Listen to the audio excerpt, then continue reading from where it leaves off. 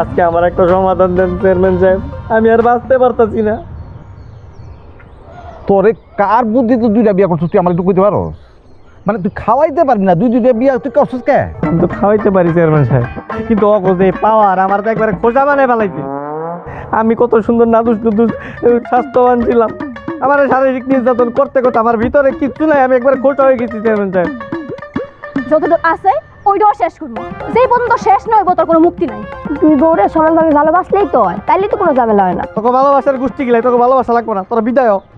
লাগলে আমার জমি ভিটা বাড়ি যা আছে সব বেইছে, আমি তোকে টাকা পয়সা দিতেছি, তোর আল্লাহর রাস্তাতে আমার মাফ কর যা। এত সোজা কইলে আমার রয়ে গেল, মরার আগ পর্যন্ত তোর কোনো মুক্তি নাই। এই যেমন চেয়ারম্যান 10টা হলে যদি বিচার বহাস তারপর তোর তালাক দিব না। আর বেশি জোর করলে ঘুমের মধ্যে বালিশ চাপাতে মেরে ফেলাম, তারপর বুঝবা। দেখছেন দেখছেন চেয়ারম্যান সাহেব, ওকে মনের কথা তো আপনি নিজের কানে শুনলেন। এরকম দরজাল বউগুলো কি সংসার করুন যে আপনি কোন? এই চেয়ারম্যানে কি কইবো? হ্যাঁ, আমরা কি চেয়ারম্যানের বউ? যা সিদ্ধান্ত নেওয়ার আমরা লুম, তুই ভাইতেছ। তোমরা কি আমার বিচার মানবা না? না আমার মনে হয় মুরব্বীদের মুখে মুখে কথা কয় কেউ? হ্যাঁ ভাই তুই একদম চুপ।